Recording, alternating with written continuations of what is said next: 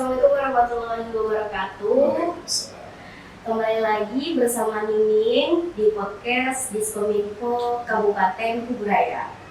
Nah ini kita kita udah lama nggak podcast ya. Terakhir kita podcast mengenai MTQ, Musabaqa Tilawatul Quran.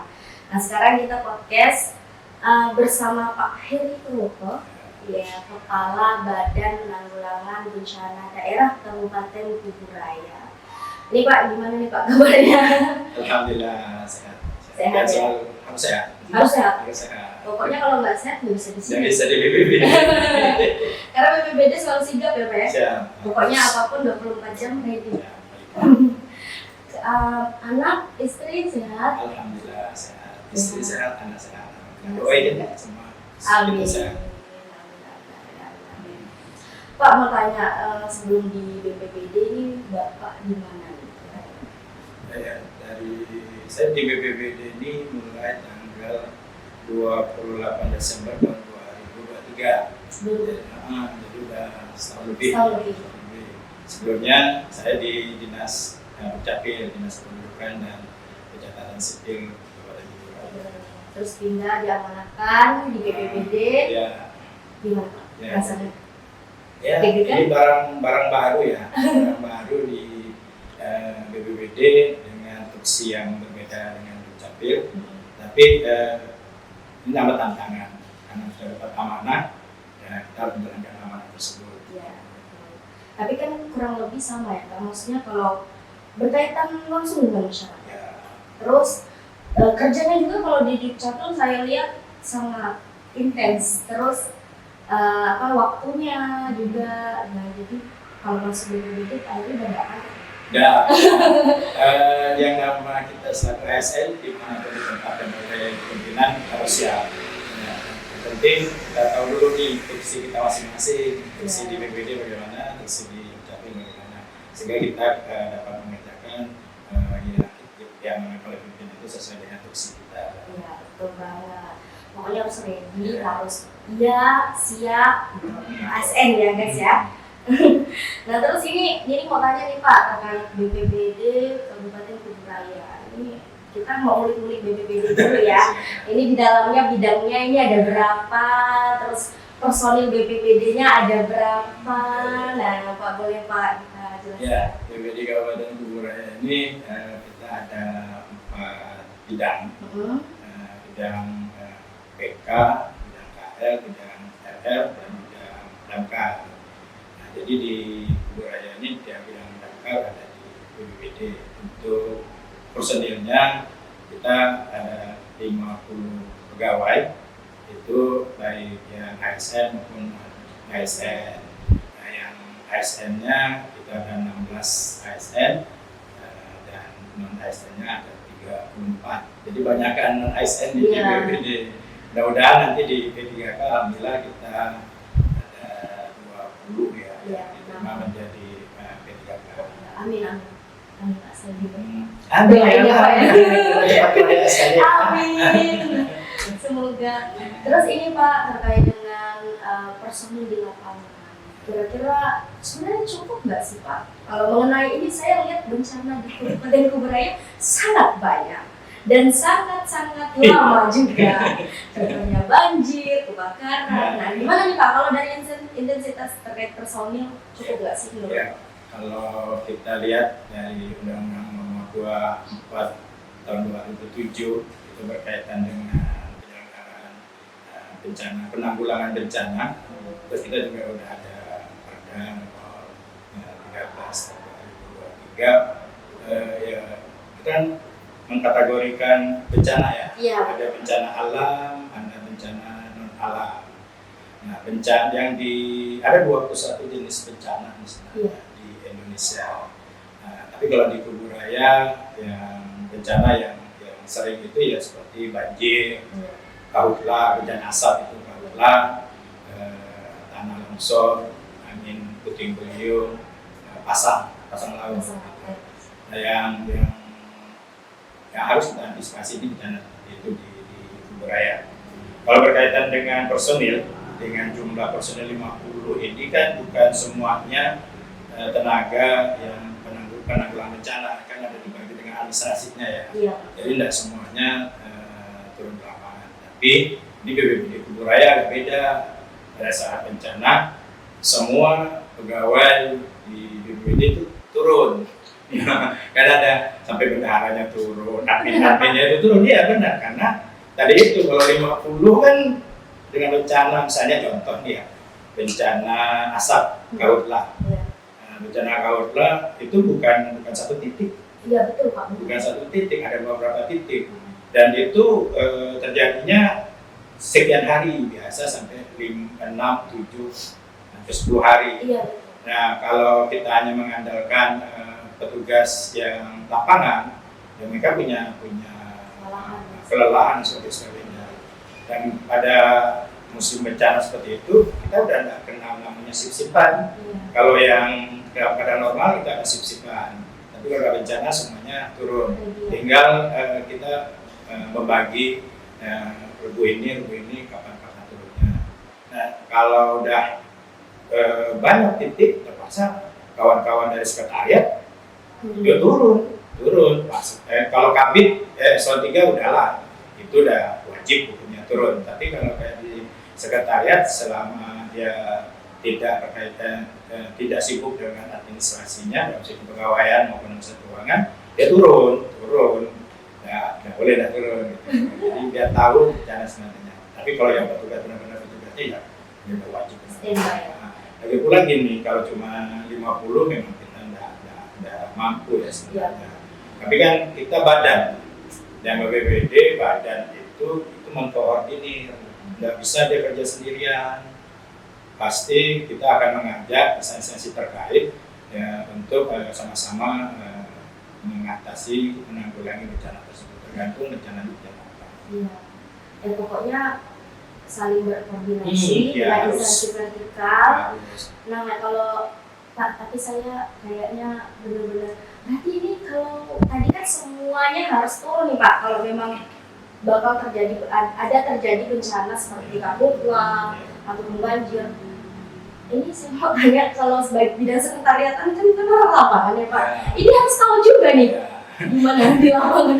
Turunnya ke lokasi bukan berarti dia harus, misalnya kalau karhutlah kebakaran hutan, bukan berarti dia harus nyemprot. Kalau nyemprot itu kan punya teknik tersendiri. Iya, tapi kalau cuma bawa selang bisa lah ya. Bisa, ya kan? bantu untuk bawa selang dan pokoknya tugas-tugas yang tidak teknis khusus. Iya. Kalau yang teknis khusus ya kawan-kawan yang udah diberikan pelatihan khusus.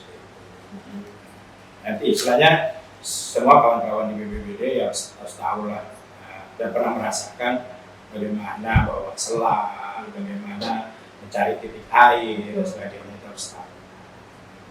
Iya guys ya. Betul, berarti sikap tanggap semua harus bisa. Iya harus. Terus ini Pak, terkait dengan instansi vertikal. Ya. Ya kira-kira hubungannya begitu bagaimana? Karena saya lihat kemarin, ya kita bisa lihat ya kawan-kawan di di Sungai Bawang kemarin juga ada banjir yang sangat lama, intensitasnya cukup lama. Nah itu kalau dilihat dari instansi vertikal bekerja sama dengan BPBD ini tidak bisa. Ya ini misalkan kita lihat bencananya dulu. Tadi kalau dibicarakan masalah banjir, saya makasih benar nih dengan Pak Bupati kami dari BPBD, karena beliau responnya cepat, tugasan beliau gercep nih. Jadi majunya benar-benar maju ya Pak. Maju nih.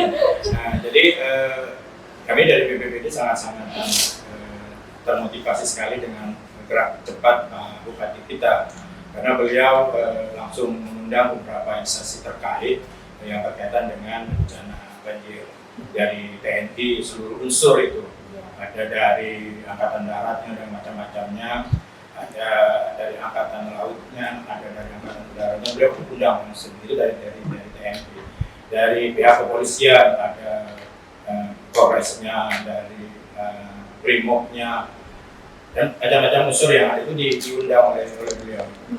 Nah dari selain TNI, Polri, dari Basarnas juga diundang oleh beliau. Nah internal dari Pemda juga dari Dinas Sosial, Dinas Kesehatan, Dinas Perhubungan, Pol PP itu enggak diundang beliau. Jadi kami selaku BPBD sebagai badan koordinasi untuk bencana ini udah benar-benar terbantu sekali dengan bersikap kita pada saat turun ke lapangan udah berwarna-warni baju dengan sas masing-masing untuk mengatasi menanggulangi bencana banjir. Gitu. Nah ini kalau banjir, Pak. Tapi kalau laut lah asap lain lagi mitra kita nih gitu loh. Karena ada yayasan. Iya. Mitranya lain lagi. Kalau yang kemarin kan pemadam kebakaran nggak perlu datang tuh ke banjir kan. Nanti kalau di Kautla bencana asap, mitra kita lain lagi ada damkar swasta, ada Manggala Agni dengan MPA-nya, ada KPH, dan itu yang TNI, Polri, Pol PP, kesehatan itu tetap digabung juga di Kautla. Tapi kalau tidak sosial kan nanti ada korban baru. Ini lain mitra nih, tapi ada beberapa mitra yang sama-sama terus kayak TNI, Polri itu sama-sama.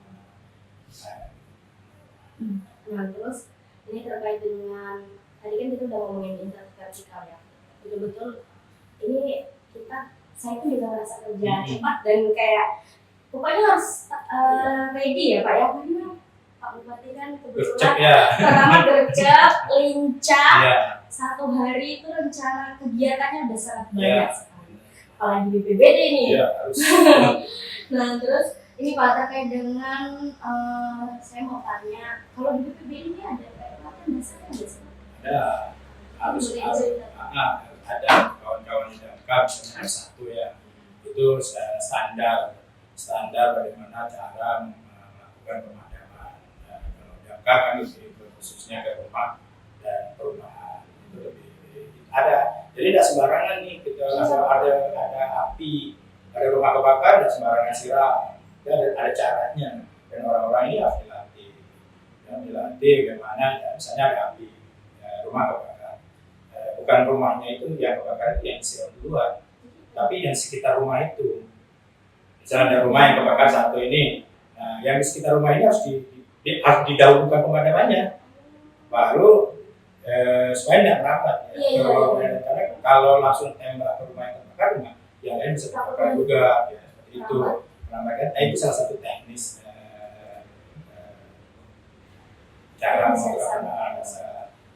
Kalau untuk yang ini misalnya yang untuk Kautla, Kautla juga harus diajarkan, misalnya angin itu ke arah mana, kalau kita nyeram dari mana, jangan ngelawan angin, nanti malah apinya datang ke kita.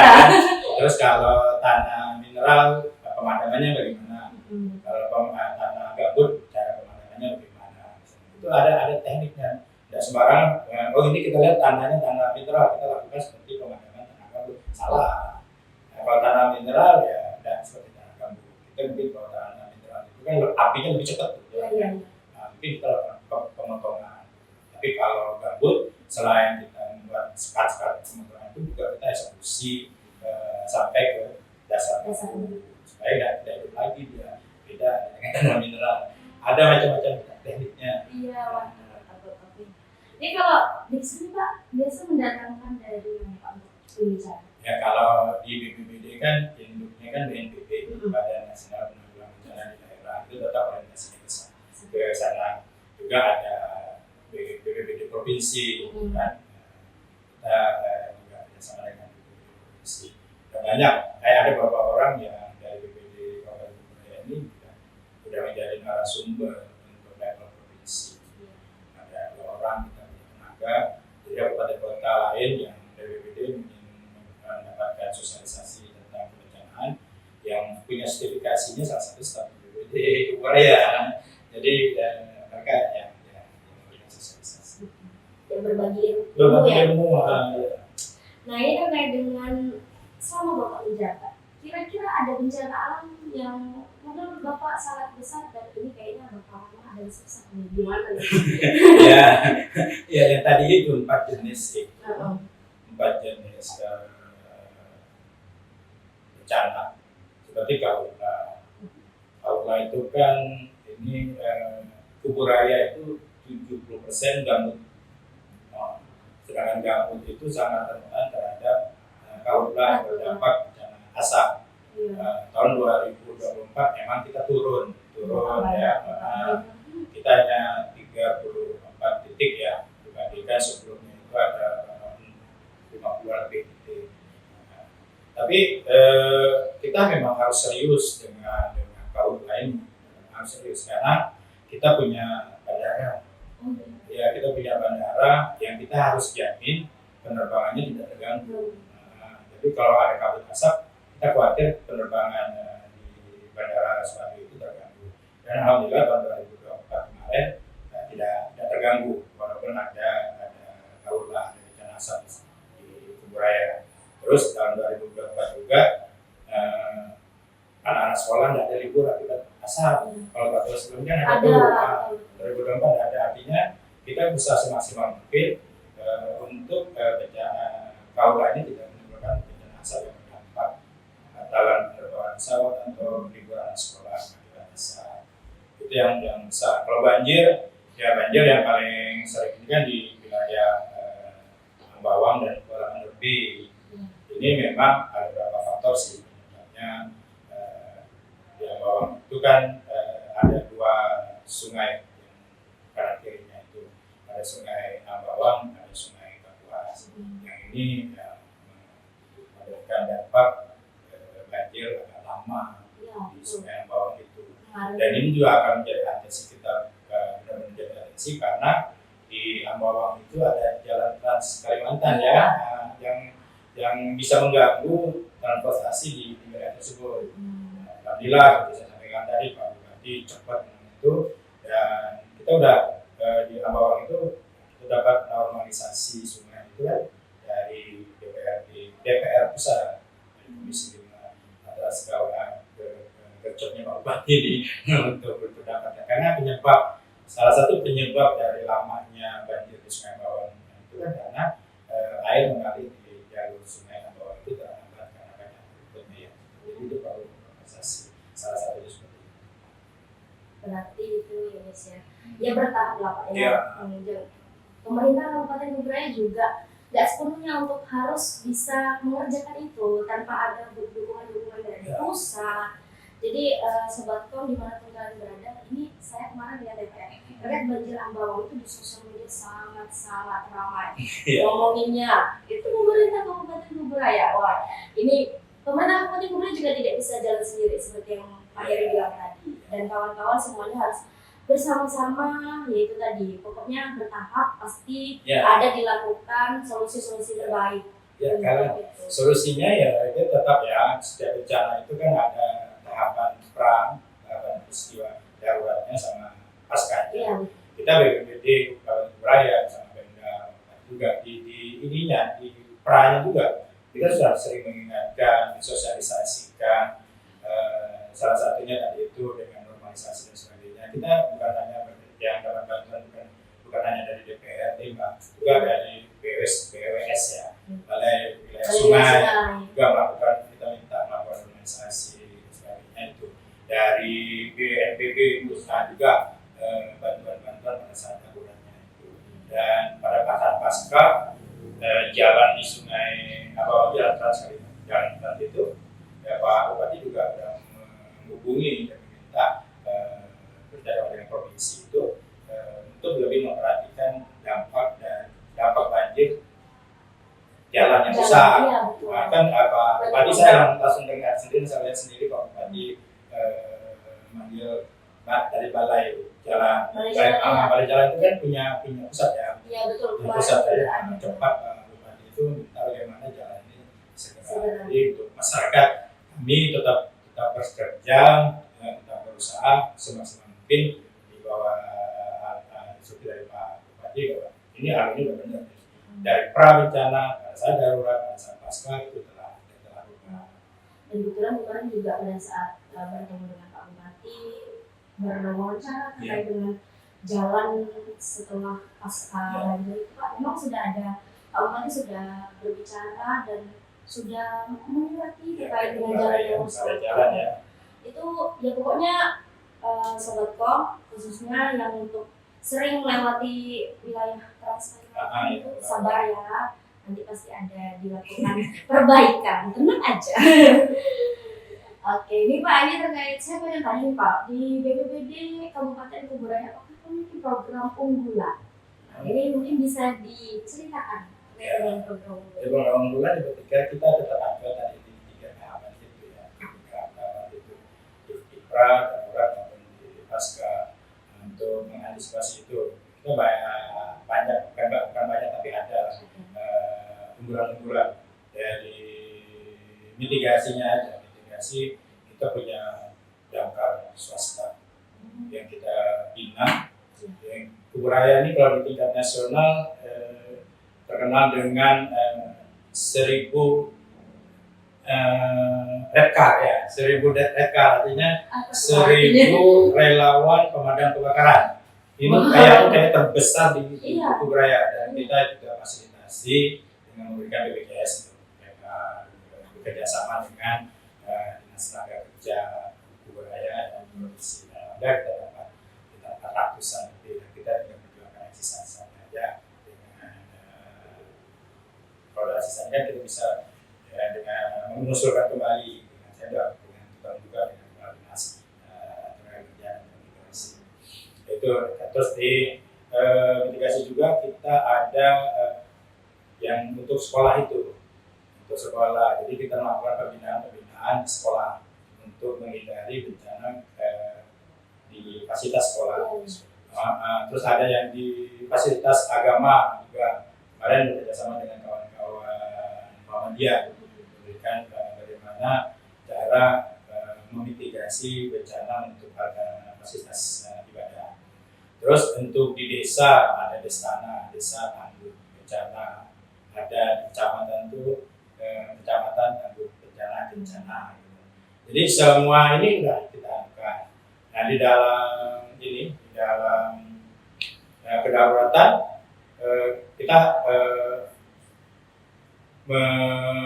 mengkoordinir semua instansi terkait tadi itu supaya bisa sama-sama kita mengatasi bencana pada saat kedaruratan itu.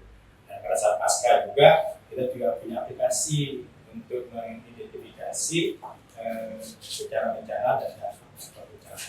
Jadi dari semua tahapan ini kita ada unggulan-unggulan yang kita kerjakan. Berarti sosialisasinya bersama masyarakat juga. Iya, di semua lini. Iya, semua lini ya. Nah, jadi kalau sobat kamu kalau udah ada dengar sosialisasi nih dari BPBD, ayo ikut terus. Bagi bencana banjir, mencegahnya bagaimana, kebakaran, dan lain-lain. Pikiran kan nanti di damkar tuh semua masalah ada di damkar. Iya, ini yang saya tanyakan karena kalau di media sosial ya itu setiap yang saya lihat bahkan kunci jatuh kemarin, telepon damkar, kekunci dari kos, telepon damkar. Kayaknya damkar semua bisa ya Pak. Memang ada bidang penyelamatan, karena ada salah satunya di damkar itu bidang penyelamatan. Artinya hampir semua masalah yang ada di masyarakat itu kita coba untuk melakukan penyelamatan. Kayak misalnya yang paling kan misalnya pohon tumbang ya kayak pohon tumbang bisa tempat kita punya sarana sensor dan sebagainya. Terus misalnya ada tawon yang nempel di rumah atau di pohon yang dekat rumah. Nah itu bisa menggunakan untuk mengambil, karena kita punya sarana, punya baju yang untuk pengaman dari tawon itu.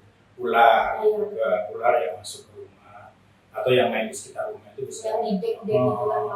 Dan kita punya tenaganya, punya alatnya untuk menangkap secara aman, seperti aman. Nah itu yang umum, yang tidak umum ada juga. Itu bedanya kita kan cincin jatuh di mari anak sekolah kasihan, yang si tahu damkar, ya damkar lainnya yang ambil batu dalamnya. Terus ada juga misalnya kucing yang loncat tembok di sebelah temboknya itu sama ngambil takut ya, kucingnya mahal mungkin ya, jauh dari perang mengambil takut karena sama terus ada dia kemarin pernah masuk ke rumah kos-kosan hanya pakai damkar untuk eksekusi ada anaknya terkunci di kamar. Akhirnya kawan-kawan damkar juga datang untuk bukakan kuncinya. Hampir semua dalam bahasa ini juga pernah ribut rumah tangga, akhirnya lapor ke damkar. Lucu seperti itu. Terus ada misalnya di perumahan ini selokan itu, nah itu bisa juga bisa menggunakan untuk membuka selokan itu supaya bersih. Jadi damkar ini multi talent lah ya, semua bisa, karena kebetulan juga kita punya sarana pendukungnya. Sarana ular itu kita ada jempitan ularnya, atau tawon itu kita ada bajunya. Multitasking sekali ya. Semua pekerjaan diambil oleh damkar. Nah jadi kalau ini kayaknya kalau dikasih ruang damkar paling Jadi karena dia damkar itu ada di BPBD ini ada sip-sipan Pak. Damkar itu 24 jam dia standby. Jadi apapun yang terjadi di masyarakat bisa melaporkan damkar, karena ada petugas damkar kita yang standby sebuah 24 jam. Dan dia tugasnya itu dari jam 7.30 sampai jam 7.30 hari. Nah, itu yang untuk di damkar. Untuk yang di kebencanaan ada tim TRC, tim reaksi cepat kita. Itu juga ada piketnya juga, itu 24 jam juga. Karena kita misalnya ada misalnya kapal kebakaran, ini anak-anak yang 24 jam standby. Pokoknya kalian kalau ada apa telepon langsung lapor damkar. Ini lapornya kemana ya Pak? Ada nomor call centernya. Oke, jangan lupa ya. Tapi kalau bisa jangan yang kayak cincin apa itu jatuh. Bisa kok damkar sendiri. Kalau cincin jatuh bisa diambil sendiri. Ada kalau cincin yang melekat di sini. Oh iya. Nah itu kan pakai ini ya, pakai alatnya ya. Ada alatnya itu, kami ada tuh alatnya untuk motong itu cincinnya supaya jangan kami tangan di jarinya bengkak. Iya betul. Kita bisa disiapkan. Ada alatnya ada. Sangat multitasking. Ada. Semua ada alatnya. Nah, alatnya perlu diperbaharui lagi sebenarnya. Kita menolong orang dengan alat-alat yang ala-ala kan bersifat dengan yang ditolong kan. Oke mantap. Ini saya tepuk tangan dulu nih buat damkar nih dan BPBD ya pastinya. Terus ini Pak terkait dengan saya mau tanya di awal tahun 2025 ini kan ini baru bulan April ya? Iya. Bencana di Kabupaten Kuburaya ini gimana nih Pak? Oh iya 2025 di awal tahun 2025 Januari itu banjir di Sungai Ambawang, Kuala Lebih. Itu yang bersebarengan dengan yang di Mempawang, Nambas itu ya. Oh iya betul. Di sela-sela itu ada panas sekitar 2 minggu. Panas 2 minggu, di hari ke-10-nya Kahutlah. Itu di Paris Sengging, di Sungai Raya Dalam Ujung, di Sekunderse Ujung. Itu Kahutlah. Jadi itu ada 5 sampai 6 hari kita kena Kahutlah. Nah, di Maret kita masuk banjir lagi. Banjir lagi. Itu tetap di Ambawang dengan Kuala Lebih plus di Sungai Raya Ujung. Sungai Raya Ujung itu di daerah Gunung Tamang, Pulau Limbung, Muara Baru sama Pulau Jambu. Itu banjir di sana. Terus ini di April baru minggu kemarin kita angin kencang di wilayah Kubu Batu Ampar. Ya, Batu Ampar yang diberikan speed ya terbalik gitu ya. Sampai hari ini kita dengan kawan-kawan Basarnas, dengan Laktamal, dengan dinas sosial, jasa raja, dinas perhubungan, terus melakukan pencarian dan juga korban yang belum terdapat. Ini dalam proses pencarian karena masih dalam SOP-nya Basarnas masih wilayah pencarian. Mudah-mudahan kita doakan tepatnya di Kalimantan Barat. Dan nanti kalau kita memfokuskan ke Kuburaya, kalau ini kalau dia banjir, Mbak, Iya. kalau kita prediksikan banjir atau akibat dari hujan, kita tidak bisa hanya memprediksikan hujan di Kubu Raya. Kita juga harus memprediksikan hujan lebat di daerah perhuluan. Karena kalau di daerah perhuluan hujan, Kubu Raya tidak hujan, masih ada kemungkinan banjir di Kubu Raya. Karena kawan-kawan kita di daerah perhuluan itu setelah mereka banjir, airnya akan turun ke daerah Sungai Kapuas maupun Sungai Ambawang. Jadi jangan heran kalau Sungai Ambawang mataharinya lagi panas-panas, banjir. Banjir. Iya, pernah soalnya. Karena kita dapat datangan air. Kiriman air. Kirimin, kalau kirim kali ini sengaja kali. Kedatangan. Kawan-kawan di Hulu juga tidak ngirim sebenarnya. Iya. Kedatangan. Itu kalau di banjir. Tapi kalau di Karhutlah, asap, nah, kita memang prediksikan memang wilayah khusus Kubu Raya. BMKG akan memberikan tanda kuning merah.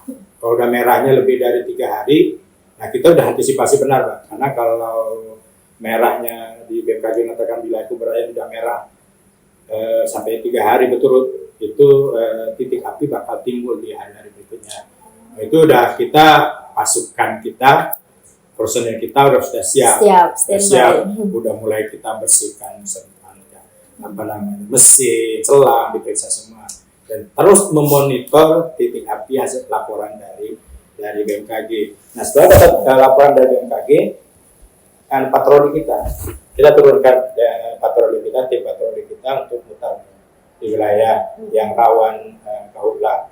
Dari situ kita akan nampak apabila ada titik api. Dan juga kita mengingatkan ke penduduk desa itu untuk tidak melakukan pembakaran. Karena kadang-kadang ada yang bakar-bakar, bukan niat membakar hutan, bukan, cuma bakar-bakar ala-alanya, bersih-bersihkan halaman, tapi karena materi kebakaran itu dekat situ dan angin, masih bakar seperti itu. Kita coba tuh kita larang. Karena memang ada peraturan tidak boleh membakar lahan di tanah gembut.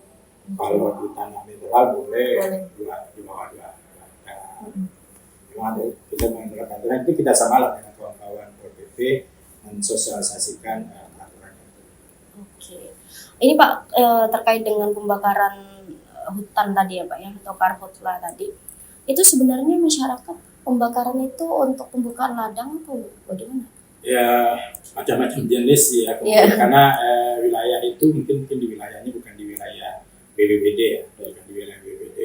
Tapi kita hanya mensosialisasikan, menghimbau kepada masyarakat Kabupaten Kubu Raya untuk tidak melakukan pembakaran apalagi di musim kemarau yang panas tinggi. Karena bisa berdampak dengan Karhutlah. Penyebabnya itu biasa dari pihak kepolisian atau pihak dari lingkungan hidup, yaitu yang mengecek apa penyebabnya. Tapi dari BPBD itu hanya mitigasi supaya jangan membakar dulu lah di pada saat panas musim kemarau.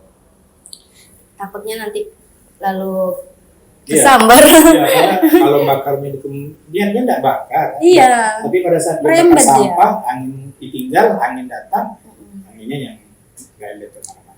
Itu ya, Sobat Kom, jadi hati-hati. Membakar boleh, tapi dijaga. Nah, jangan sampai didiamkan, nanti tiba-tiba ada angin merambat. Nah, jadi kalau kena besar, susah. Karena material kebakaran di Kubu Raya tinggi, karena ada asap, ada tanah gembut, ada semak-semak vulkan. Berapa persen tadi Pak tanah gembut? 70%.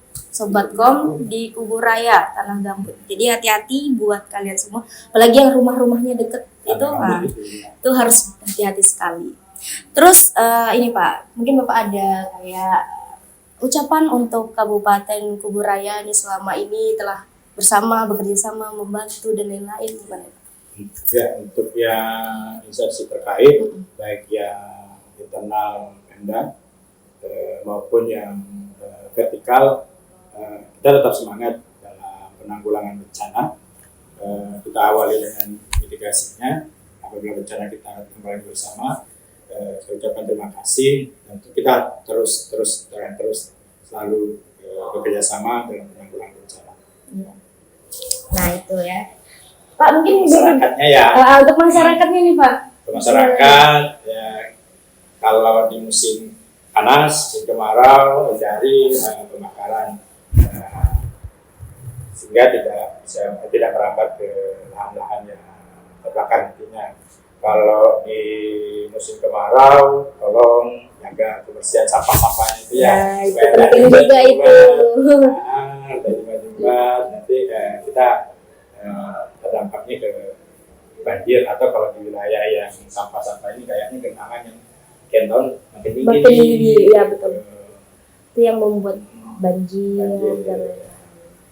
Ini Pak, kalau kan kita udah di penghujung nih Pak ya, Bapak terima kasih banget sudah mau berbagi informasi kita bersama Sobat Kom dimanapun kalian berada. Ini selama pembicaraan tadi, bincang-bincang tadi itu ilmu yang sangat luar biasa ya yang dibagi dari Pak Heri. Ini BPBD ada jargon atau apa enggak sih Pak, kayak BPBD apa gitu. BPBD kan ada dua nih Pak. Iya. BPBD ada yang di kebencanaan, salam tangguh. Oh tangguh. Itu di bencananya salam tangguh. Biasanya kalau saya bilang salam tangguh luar biasa, itu di bencana. Kalau di pemadam kebakaran ada jargonnya pantang pulang sebelum api padam. Oke. Jadi kita mau pakai apa nih Pak? Dua-duanya. Nggak boleh. Boleh. Nanti kalau saya pakai bencana damkarnya marah. Oh, iya. Kalau pakai damkar bencananya marah. Pilih kasih nih nanti. Ya Pak, boleh deh kita menutup perjumpaan kita dengan jargon dari BPBD ada dua versi ya kawan-kawan. Yuk. Gimana tadi Pak? Salam tangguh. Tangguh luar biasa. Pantang pulang Sebelum api padam. Mantap, oke. Dah, kawan-kawan mungkin hanya itu saja yang bisa kami informasikan ke kalian semua. Jangan lupa untuk like, share, dan juga apa yang mau kita podcast lagi. Mungkin siapa, dinas mana, OPD yang mana, boleh komen di bawah. Mungkin itu saja. Assalamualaikum warahmatullahi wabarakatuh. Panas 2 minggu, di hari sebelumnya Kahutlah. Itu di Paris Sembin, di Sungai Raya Dalam Ujung, di Sekunder C Ujung, itu Kahutlah. Jadi itu ada 5 atau 6 hari kita kena Kahutlah. Nah, di Maret kita masuk banjir lagi. Banjir lagi, itu tetap di Ambawang dengan Kuala Mandor B plus di Sungai Raya Ujung. Sungai Raya Ujung itu di daerah Gunung Tamang, Pulau Limbung, Muara Baru sama Pulau Jambu. Itu banjir di sana. Terus ini di April baru minggu kemarin kita angin kencang di wilayah Kubu Batu Ampar. Kubu Batu Ampar yang akibatkan speed yang terbalik itu ya. Sampai hari ini kita dengan kawan-kawan Basarnas, dengan Laktamal, dengan Dinas Sosial, Jasara Harja, Dinas Perhubungan terus melakukan pencarian. Ada 3 korban yang belum dapat. Mungkin berarti belum dapat ya? Belum dapat yang 3 orang itu, mudah-mudahan itu. Ini dalam proses pencarian karena masih dalam SOP-nya Basarnas, masih wilayah waktu pencarian. Mudah-mudahan kita doakan korbannya dapat. Amin ya Allah. Nah ini Pak, tadi kan Bapak udah cerita ya kawan-kawan terkait dengan bencana alam yang terjadi di awal tahun. Ini masih di awal ya Pak ya. Belum nanti